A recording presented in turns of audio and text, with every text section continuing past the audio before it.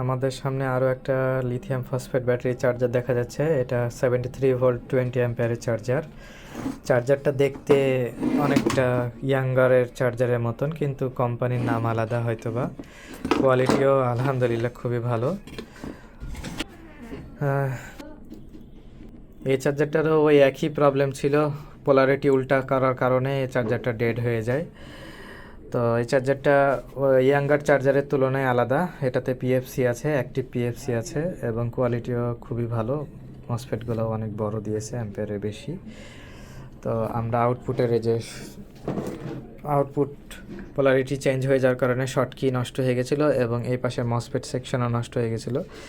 তো আমরা এটারে শর্ট কি লাগাই দিয়েছি এবং মসফেটগুলো চেঞ্জ করে দিয়ে চার্জারটা রানিং হয়ে গেছে। যেটাতে পিএফসি থাকবে, এই যে পিএফসি থাকলে এরকম সিরিজে লাইট জ্বলবে নিববে, আর যদি পিএফসি না থাকে তাহলে লাইট একেবারে যেভাবে চার্জ নিয়ে যা বন্ধ হয়ে যায় এরকম হবে। আর এটা ডাইরেক্ট লাইন দিয়ে দিলে ওকে, এই যে চার্জার রানিং। তো আপনারা যে কোনো চার্জার নিয়ে টেস্ট করতে পারবেন যে এটাতে পিএফসি আছে কি না।